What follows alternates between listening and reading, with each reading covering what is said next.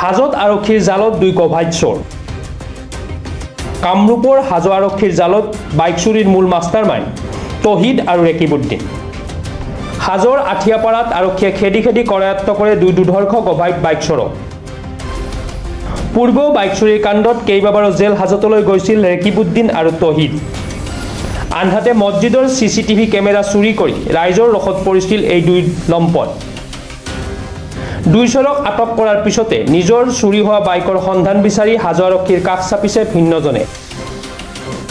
আনফালে 2 কভাইট চোৰ আৰক্ষীৰ জালত পৰাৰ পিছতে স্বস্তিৰ নিশ্বাস পৰিছে সচেতন মহলত। হাজো থানা আহিছোঁ এইকাৰণে যোৱা 1 আগষ্টত শনিবাৰে বজাৰত মোৰ জয় মনচুৰ আলীৰ T20 পালচাৰ গাড়ী এখন চুৰি হোৱা সংক্ৰান্তে আমি আদাবাৰী থানাত এজাহাৰ দিয়া হ'ল।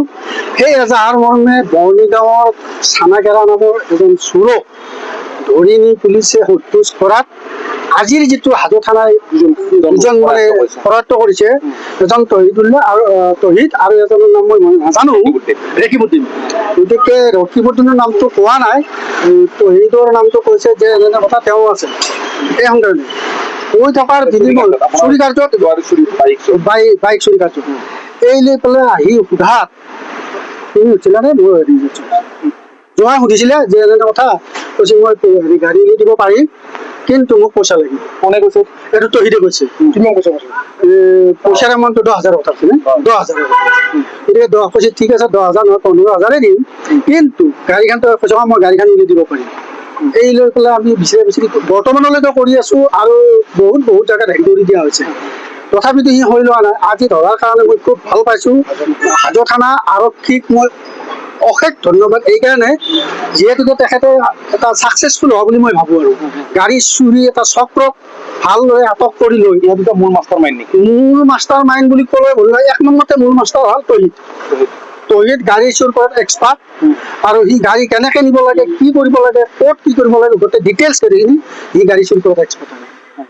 এইখিনি মই জানো। যিমান বাইক চুৰি ঘটনা সংঘটিত হৈছে চবতে ইয়াত জড়িত থকা বুলি মোৰ সন্দেহ হয়, কাৰণ যিহেতুকে তেওঁলোকে গাড়ীৰে ব্যৱহাৰ কৰা বুলি মই ভাবোঁ। কাৰণ গাড়ী চুৰি কৰি দি তেওঁলোকে বিক্ৰী কৰে, কম দামত হওক যিয়ে নহওক, যিমান দামতে বিক্ৰী নকৰক সেইখিনি তেওঁলোকৰ লাভ। এই লৈ মই এটা ধন্যবাদ জনাওঁ, মোৰ যাতে জোঁৱাইটো মনচুৰ আলীৰ গাড়ীখন অতি সোনকালে মানে পাওঁ, তাৰ কাৰণে মই এটা অনুৰোধ হাজো থানাৰ আৰক্ষী বিষয়া মহোদয়। আপোনাৰ সন্দেহ যে ইহঁত দুটা আপোনাৰ থকা বুলি সন্দেহ নহয়, তাৰমানে চানা চোৰক যেতিয়া আটক কৰিলে আদাবাৰী থানাই আটক কৰাৰ লগে লগে মাৰপিটত বা তেওঁ হৈ কাঢ়িছে যে তহিদে মোৰ লগত আছে, ইতিমধ্যে নাম কোৱা আছে। তহিদৰ নাম কোৱাৰ লগে লগে মোৰ জয় মনচুৰ আলী আহি তহিদক সুধিছে যে তই গাড়ীখন চুৰ কৰি কৈছিল নহয়, মই চুৰ কৰা নাই, গতিকে গাড়ীখন উলিয়াই দিব পাৰিম কিন্তু মোক টকা 10,000 লাগিব, মই গাড়ীখন উলিয়াই দিম। ইয়াত ধৰাৰ কাৰণে মুঠতে হাজো বাইকে স্বস্তিৰ নিশ্বাস পেলাইছে অলপ অলপ। ধন্যবাদ বুলি কৈছো নহয়, হাজোৰ ৰাজৰবাসীৰ সকলো মই ধন্যবাদ জনাইছো, আৰু মই ব্যক্তিগত হিচাপে ধন্যবাদ জনাইছো। কাৰণ কি ক'ম, গাড়ী এখন থব নোৱাৰো, ইমান দামী গাড়ী, তেওঁলোকে এই উপায়টো লৈ গৈছে। আমাৰ আদাবাৰী থানাত দিয়া আছে, আৰু ইনফৰমেশ্যনটো পাইছে এইফালে, গোটেইখিনি ডিটেইলছ আমাৰ হাজো থানাৰ লগত আদাবাৰী থানাই কনফাৰ্ম হৈছে। হাজোৰ পৰা কমলাকান্ত দাসৰ ৰিপৰ্ট, প্ৰাতঃ টাইম ডিজিটেল। শদিয়াৰ পৰা ধুবুৰীলৈ, বৰাকৰ পৰা ব্ৰহ্মপুত্ৰলৈ সকলোৰে মাজত চিনাকি এটা নাম প্ৰাতঃ টাইম। থলুৱা ভাষা, কৃষ্টি আৰু সত্য বাতৰিৰ আধাৰত প্ৰতিষ্ঠিত খবৰ প্ৰাতঃ টাইমৰ প্ৰতিটো বা বাতৰি পুংখানুপুংখভাৱে চাবলৈ Facebook, YouTube, website, Twitter, Instagram আৰু ব্লগাৰ পেজত লাইক আৰু